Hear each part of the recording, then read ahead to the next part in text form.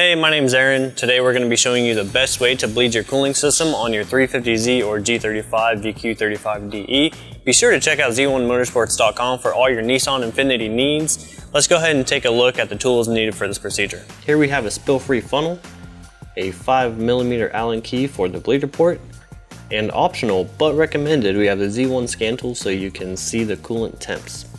We're going to start by removing the radiator cap and installing the spill-free funnel. So this car does have a coil radiator. The fitment is a little tight with this spill-free funnel adapter. With your original OE radiator, this will not be an issue. As you can see, every now and then in this video I kind of struggle to remove that adapter piece. Now we can go ahead and grab our 5mm Allen key. We can loosen the bleeder port. You don't need to take it out all the way, just loosen it until there's only a few threads left holding it in.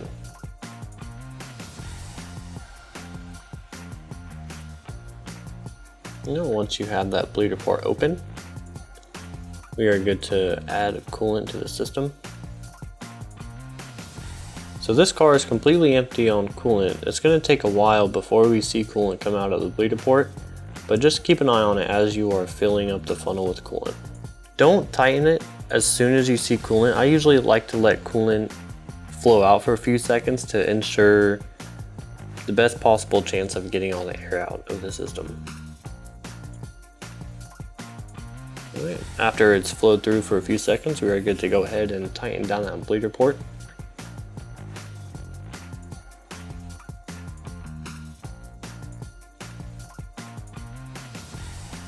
Once you have that bleeder port closed, we are good to go ahead and remove the spill-free funnel and install our radiator cap.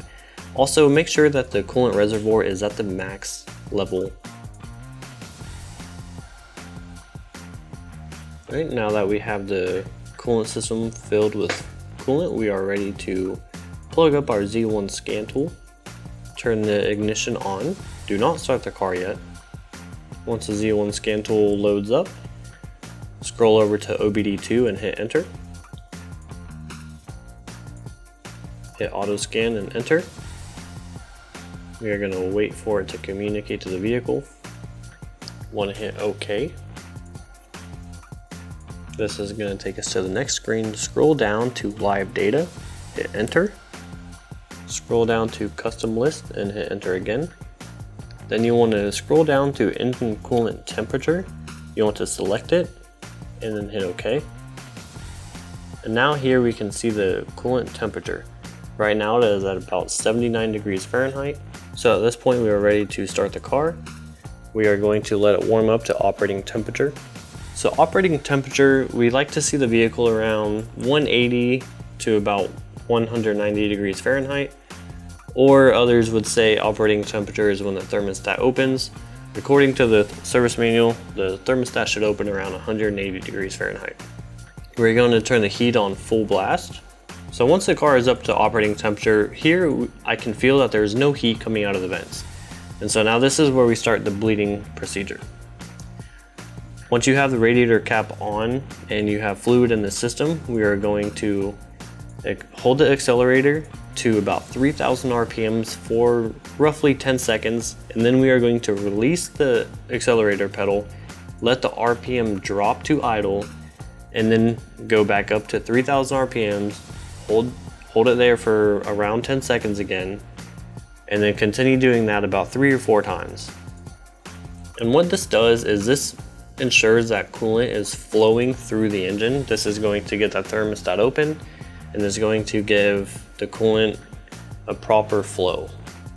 So now that we have done that, we are going to turn the key off and we are going to let the engine cool down. So at this point, after turning the key off, we have waited about an hour to let the engine cool down. So we are going to go back into the data monitor. We're going to look at the engine coolant temp. We see that it's at about 118 degrees Fahrenheit. So this is a safe enough temperature to go ahead and remove the radiator cap. And here we can see that the coolant temperature is all the way cold. When you open the cap, be sure to use a couple rags, as 118 degrees Fahrenheit, there is still going to be some pressure in the system. Slowly open the cap, you don't want to open it fast, and be sure to wear gloves at this point.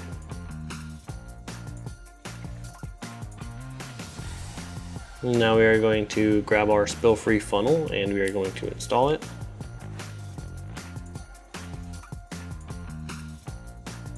So what I've noticed on bleeding multiple DEs, I've noticed once you have your spill-free funnel hooked up, if you just squeeze the upper radiator hose repeatedly, you'll see a bunch of air pockets come out of the cooling system. I've noticed this helps get some air out of the system. And continue squeezing the upper hose until you don't see bubbles coming out anymore. Now that there are no more bubbles coming out, we're going to open the bleeder port again.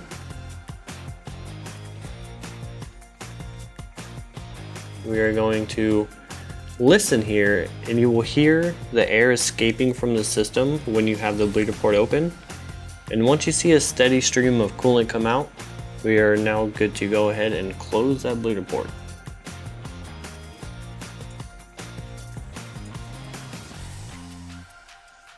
We are going to remove the spill-free funnel.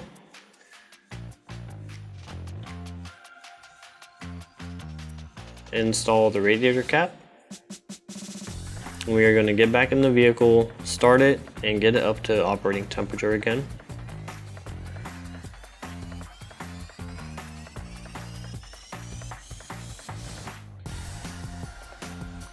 Here with our Z1 scan tool, we can see that the engine coolant temp is up to operating temperature. We are now going to hold the accelerator at about 3000 RPMs for about 10 seconds, let it back down to idle, and redo this until we have heat. Once you start to feel heat coming out of the vents, you can test drive the vehicle. You should have heat when driving the vehicle. Now when you come to a stop and wait there for a few seconds, if you start to notice the heat is going away, this means there's an air pocket in the system still. Or you will also see the coolant gauge rise. If that does happen, you may need to repeat the previous steps a few times until you have heat all the time. If you have heat all the time coming out of the vents, that means your cooling system is properly bled and there are no air pockets in the system.